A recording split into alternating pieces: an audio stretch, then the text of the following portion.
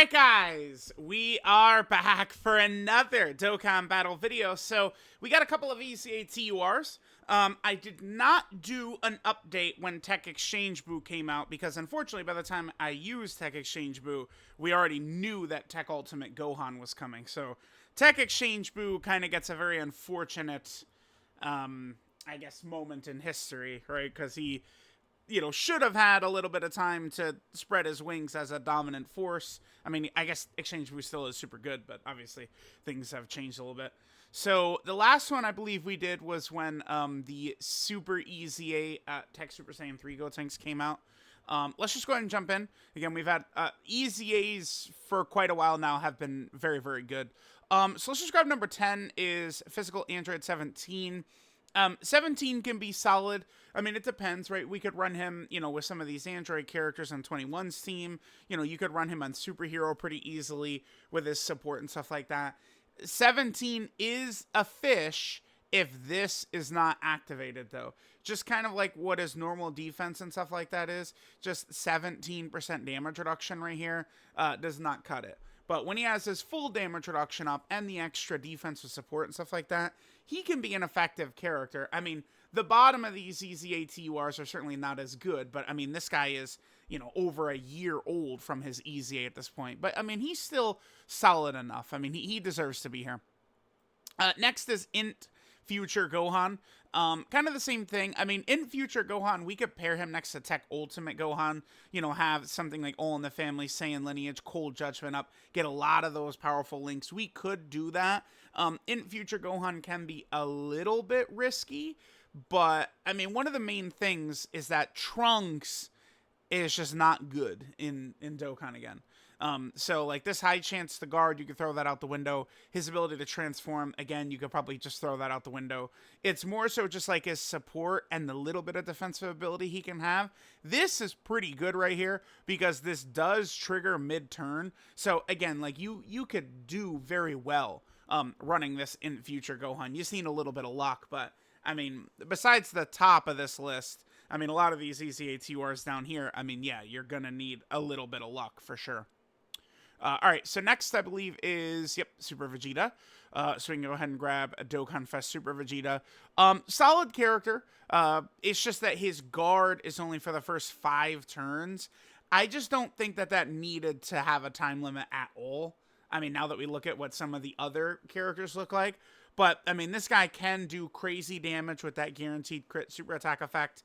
He can dominate Super Battle Road stages, dominate Battlefield. I mean, like for example, the new Metal Cooler boss, right? Super Vegeta's going to destroy that Metal Cooler. Because that Metal Cooler, can be stunned, and he can heal, and he can do 4 super attacks per turn. Vegeta's just going to lock him down.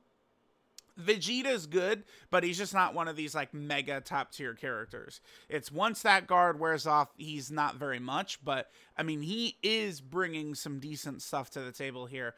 I would almost kind of say he's a little underrated, certainly more of a damage-dealing character, but it is very valuable when you're strong right away. Even now, I mean, I know Gogeta Blue is on turn 9, and there's Red Zone Movie Boss Rush where you could be fighting Broly on turn 20 if you're running the Boo team and stuff like that, but I mean, being good right away does have a lot of value still in a lot of fights. So there's Super Vegeta. Next, we have Super EZA EGL Super Saiyan 3 Goku. Very good. He works well with a lot of the recent characters, a lot of the Gotenks characters that have come out. Angel Super Saiyan 3 Goku. If this guy has a major weakness, it's that he is essentially a dodge or die character. And a lot of the times in slot 2 or slot 3, it's just 30% chance to dodge, which is a huge problem for him. Because here's, the biggest issue for this guy is this ability right here. If this is not up, this guy is a fish. I mean, we're talking 100k defensive range if this is not activated at the start of turn, right? He becomes way better defensively, much stronger when this is activated. If this isn't up, he can get killed very easily by a lot of the big bosses. Normals can kill him. So this guy is heavily based around dodge, but most of these top EZA TURs, dodge is a huge portion of a lot of their kits, right? But, you know, again, the main point is that if this defensive ability is not up, he could be a little iffy. He can do a lot of damage. He does synergize incredibly well with this, with the AGL Super Saiyan 3 Goku. Can really allow Super Saiyan 3 Goku to blast through fights very fast. But I think that this guy is just generally very good. I mean, Super EZAs have come out, and they've shown, I think, to me, to be a very good thing. So next we have AGL Zamasu. AGL Zamasu is actually still pretty competitive in a lot of the content. He is still pretty bad turn 1, but once you get to that second transformation of his, which you get on, turn 3, he does become a lot better. Tech Fusion Zamasu is probably much better than many people give him credit for, and rocking them as a rotation is going to work in a lot of these fights. Keep in mind, some of this is based upon his typing. I mean, that does matter, right? Like, I'm comparing the units towards the content that's out right now. I mean, I would like to kind of have a little bit of a mind towards the future, right? But I'm thinking about right now. And right now, Fusion Zamasu being AGL helps a lot. Because, the toughest phase boss in the game is Blue Gogeta. He's STR. Cell Max is right there. He's STR. There's the Beast Gohan movie memorial fight. He's STR, right? Like, and there's not really a ton of tech dominant phases. The only scary tech phase I could think of is the Tech Super Saiyan Gogeta in the Gogeta fight. So it's like being AGL is huge. I found this to be a pretty effective character pairing with Fusion Zamasu. So there's that.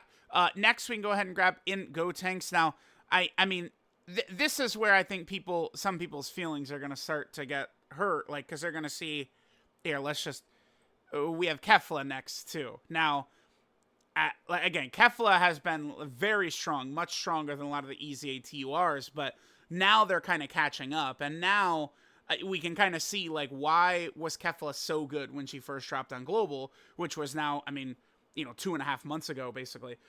It's because, I mean, she's still not even out on JP. So it's like, I think we could see Kefla either in June or Kefla will show up at the start of August on JP. I think August is probably more likely. Like, Physical Goku Black is probably going to be the end of July Dokkan Fest, and Kefla is going to come on, like, August 10th or something like that for JP.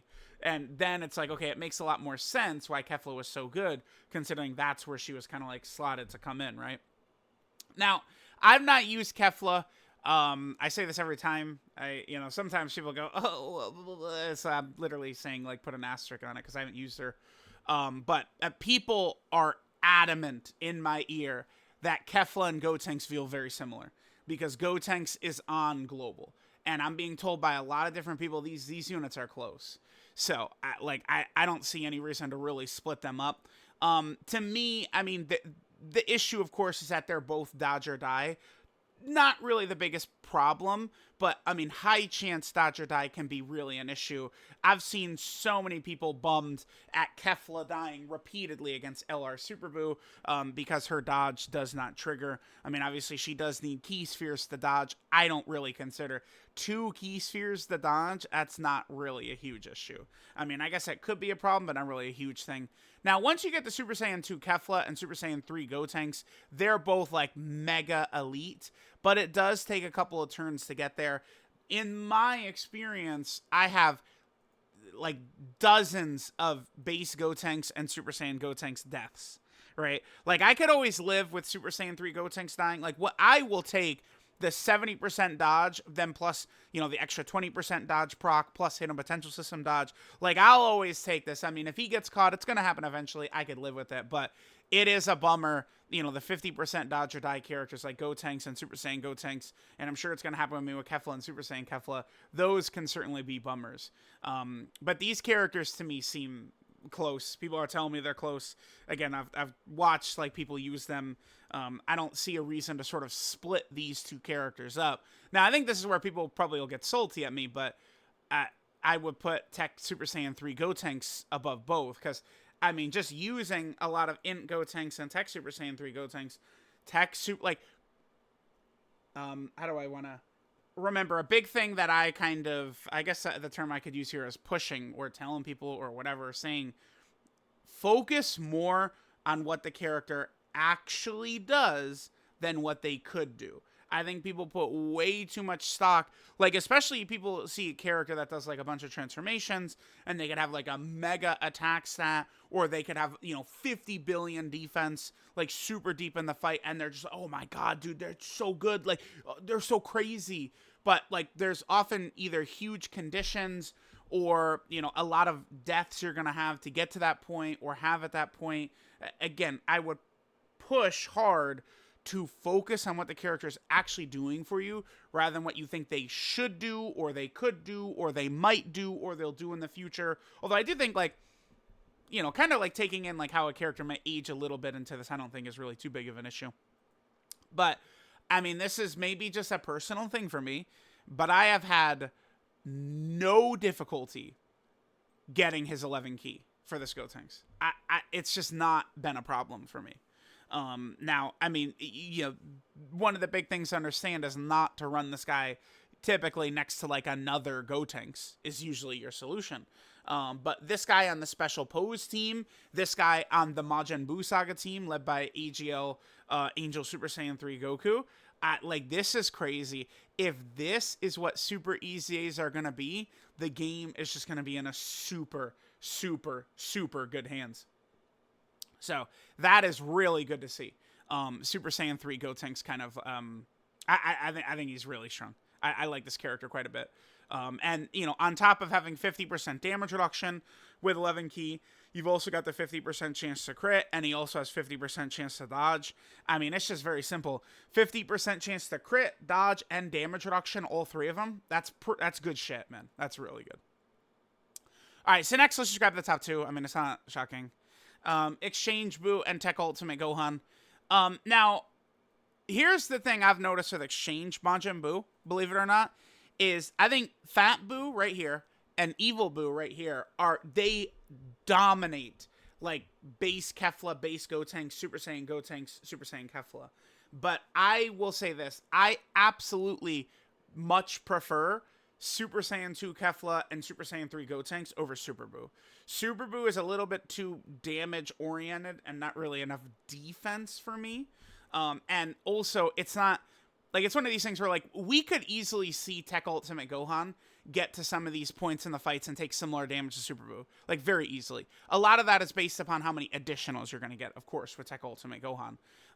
But, like, it's, like, this guy's upper limits is still taking a lot of damage. Whereas, for Tech Ultimate Gohan, it's pretty easy. I mean, we've done a lot of fights now where this guy is just really in a good tanking ability against these top bosses.